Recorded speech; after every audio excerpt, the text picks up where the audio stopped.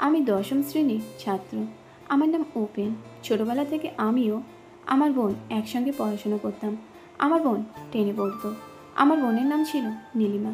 আর আমার বোনের এক বান্ধবী ছিল, তার নাম ছিল কবিতা। কবিতাও বোনের সঙ্গেই পড়াশোনা করতো। আমি ছোটবেলা থেকেই মেয়েদের সঙ্গে ভালোভাবে কথা বলতে পারতাম না, অর্থাৎ খুব লাজুক ছিলাম। যখনকার কথা বলছি তখন আমার বয়স মাত্র 18 বছর। সেদিন মা বাবা গিয়েছিলেন মামার বাড়ি জরুরি কারণে।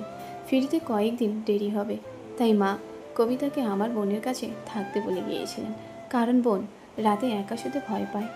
প্রথম রাতে আমরা একসঙ্গে সকলে মিলে পড়াশোনা করার পর যে যার জায়গায় শুয়ে পড়েছি। পড়ার সময় আমি কবিতাকে ভালো করে লক্ষ্য করেছিলাম, যার ফলে ঘুম আসছিল না। হঠাৎ ঘরের মধ্যে হাসির শব্দ শুনতে পেলাম। ভাবলাম ওরা অত হাসাহাসি করছে কেন। জানালার ফাঁকে চোখ রেখে দেখার চেষ্টা করলাম। ঘরের উজ্জ্বল আলোয় দেখতে পেলাম কবিতা ও নীলিমা দুজন দুজনকে বলছে কি জানি বলছে আর হাসাহাসি করছে। কবিতা নীলিমাকে বলল, আমার টুকটুকিতে ওঠার জন্য মনটা খুব কুটকুট করছে। নীলিমা জিজ্ঞেস করলো, তাহলে কি হবে? কবিতা বলল, জানিস না বুঝি, সাইকেলে উঠলে খুব ভালো লাগবে। নীলিমা বলল, ছেলেদের বাইকে উঠলে আরও বেশি ভালো লাগবে। কবিতা বলল, কিন্তু এখন বাইক পাবি কোথায়? নীলিমা উত্তর দিল, কেন, আমার দাদা আছে তো। তারপর ওরা আস্তে আস্তে কী কথা বললো শুনতে পেলাম না। নীলিমা ঘুমানোর ভান করে বিছানায় পড়ে রইল আর কবিতা দরজার সামনে গেল। আমি আমার বাইকটা ভিতরে রেখে শুয়ে পড়লাম। কিছুক্ষণের মধ্যেই কবিতা এসে আমাকে ডেকে বলল, আমাদের কাছে এসে তুমি থাকো, না হলে আমাদের ভয় করবে।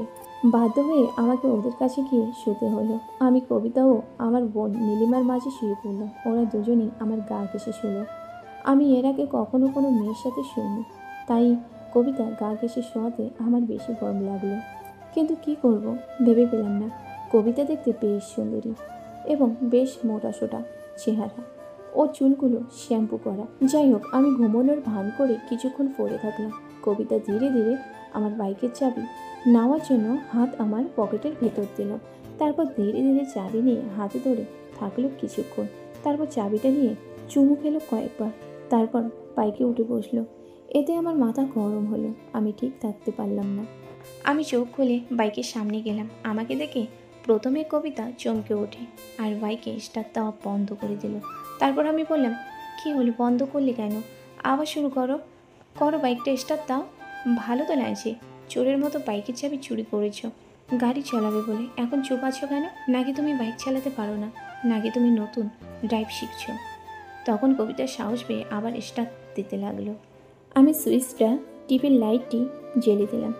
অবাক হয়ে দেখলাম কবিতা আমার বাইকটাকে যত্ন করে আদর করছে।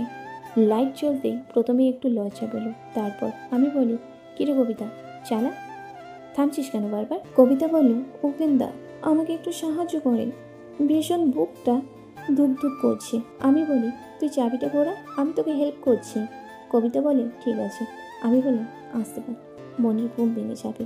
কবিতা বলল, তোমার বোন ঘুমাচ্ছে না, মুখ গেলিয়ে শুয়ে আছে, তোমার বাইক চালাবে বলে।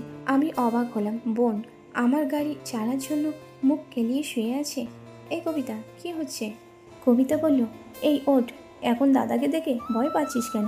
এতক্ষণ তো বাইকের চাবি পাওয়ার জন্য পাগল ছিলি। আমি বলি, কিরে নীলিমা, দাদাকে বললেই তো পারতিস, দিয়ে দিতাম। আমার বাইক মানে তো তোরও বাইক। বাইক চালাতে যদি তোর এত শখ, আমাকে একবার বলে দেখতি। পাগল মেয়ে একটা। তারপর বোন আর বোনের বান্ধবী দুজনকে আমার সুন্দর বাইকটাকে চালাতে দিলাম।